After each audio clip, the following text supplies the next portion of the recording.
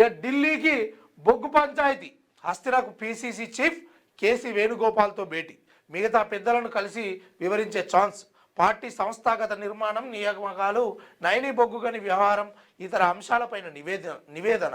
వచ్చే నెల మొదటి వారంలో ఢిల్లీకి సీఎం రేవంత్ రెడ్డి.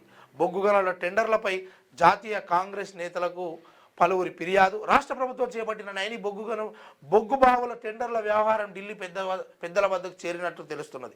ఈ టెండర్ల వ్యవహారంలో కుంభకోణం జరిగిందని ప్రతిపక్షాలు బలంగా ఆరోపిస్తుండగా స్థానిక నేతలు జాతీయ కాంగ్రెస్ నేతలకు ఫిర్యాదు చేసినట్టు సమాచారం. దీంతో రాష్ట్రంలో సింగరేణి రాజకీయం మరింత వేడెక్కనున్నట్లు తెలుస్తున్నది. సింగరేణి టెండర్లు, నైని బొగ్గు బ్లాక్ కేటాయింపులు, ఆరోపణలు ప్రత్యారోపణలు, మీడియాపై కేసుల వ్యవహారం కాస్త కాంగ్రెస్ పెద్దల వద్దకు చేరింది. రాష్ట్ర మంత్రివర్గంలోని ప్రముఖులు, ఇతర నేతలు బొగ్గు టెండర్ల స్కామ్లో ఇన్వాల్వ్ కావడం, కేంద్ర మంత్రి కిషన్ రెడ్డికి చెందిన శాఖ వ్యవహారం కావడంతో ఒకవైపు బీజేపీ, మరోవైపు బీఆర్ఎస్ ఈ అంశాన్ని తమకు అనుకూలంగా మలుచుకోవాలని చూస్తున్నట్టు చర్చ జరుగుతున్నది. అదే టైంలో ఈ వ్యవహారం కాస్త ప్రభుత్వానికి ఇబ్బందిగా మారకుండా ఉండేందుకు చేస్తున్నారని మొత్తానికైతే నైని బొగ్గు గనుల ఈ ఏదైతే టెండర్ల విషయం ఉందో ఇది రాష్ట్ర ప్రభుత్వం నుంచి కాస్త రాష్ట్ర ప్రభుత్వం మీద ఆరోపణలు చేస్తున్న కొంతమంది మీద ఆరోపణలు చేస్తున్నటువంటి బీఆర్ఎస్, బీజేపీ, ఇక డైరెక్ట్ బీజేపీ కేంద్రంలో అధికారంలో ఉంది కాబట్టి అక్కడికే అస్త్రానికి చేరిందట. ఇక అందులో భాగంగానే పిసిసి చీఫ్ ఎవరైతే ఉన్నారో అక్కడ పోయి కేసీ వేణుగోపాల్ని కలిసే ప్రయత్నం చేసి అక్కడ మరి ఈ బొగ్గు టెండర్లకు సంబంధించిన అంశాన్ని మాట్లాడే పరిస్థితి ఉందట.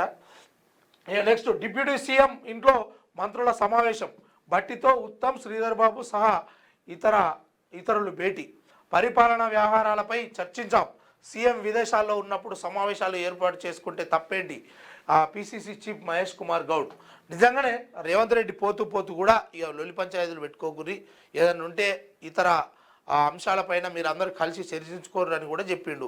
మరి ఓలేమన్నారో తెలియదు కానీ మహేష్ కుమార్ అయితే చెప్తా ఉన్నాడు, పెట్టుకుంటే తప్పేం లేదు సారు, మీరు తెలంగాణ రాష్ట్రానికి ఉపయోగపడే విధంగా ఉంటే తప్పేం లేదు, ఇక మరి మీరేమన్నా ఇంకేమైనా దందాలు చేస్తేనే తప్పు.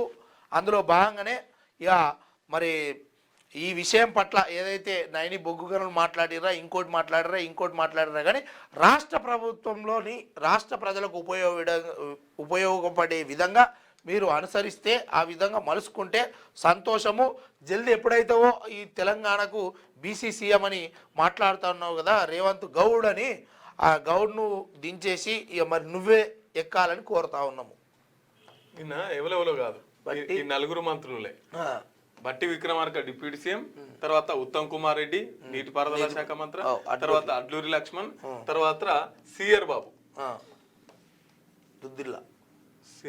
ఐటీ, వీళ్ళు నలుగురు డిప్యూటీ సీఎం ఇంటికాడ కూర్చొని ముచ్చట్లు పెట్టుకురాట. ఇక వీళ్ళంతా పాత కాంగ్రెస్ నేతలు కాబట్టి ఈ పాత కాంగ్రెస్ నేతల మీదనే రేవంత్ రెడ్డి ముఖ్యమంత్రి అయిన తర్వాత ఎందుకని ఆరోపణలు వస్తున్నాయి. ఇటు జీవన్ రెడ్డి మీన వస్తుంది, ఇటు కోమటిరెడ్డి వెంకటరెడ్డి మీన వస్తుంది. సో ఈ పాత కాంగ్రెస్ వాళ్ళను పగబట్టిండు రేవంత్ రెడ్డి గారు అని చెప్పేసి బయట గుసగుసలు ప్రచారాలు ఎక్కువైనాయి. ఈ ఎక్కువైన తర్వాత ఎవరు మహేష్ కుమార్ గౌడ్ స్పందించాడు. మహేష్ కుమార్ గౌడ్ స్పందించి అవును ఆయన విదేశాల ఉంటే మాకు ఇక్కడ మీటింగ్లు పెట్టుకుంటే తప్పేంది అని పోతావు పెట్టుకుంటే తప్పేంది అని చెప్పేసి ఈడ మాట్లాడుతున్నటువంటి పరిస్థితి. క్యూన్యూస్ పేరు చెప్పి ఎవరైనా వసూళ్లకు, అక్రమాలకు, బెదిరింపులకు గురి చేసిన క్యూన్యూస్కి సమాచారం ఇవ్వండి. క్యూన్యూస్ ఎప్పుడూ ఇలాంటి చర్యలకు పాల్పడదు, ప్రోత్సహించదు. క్యూన్యూస్ ఎల్లప్పుడూ ప్రజా గొంతుకగా ప్రజల సమస్యల కోసం నిరంతరం పోరాడుతుంది. మీకు ఎలాంటి సమస్య ఉన్నా క్యూన్యూస్ని కాంటాక్ట్ అవ్వండి. సంప్రదించవలసిన ఫోన్ నెంబర్ 7569534968 8688926084.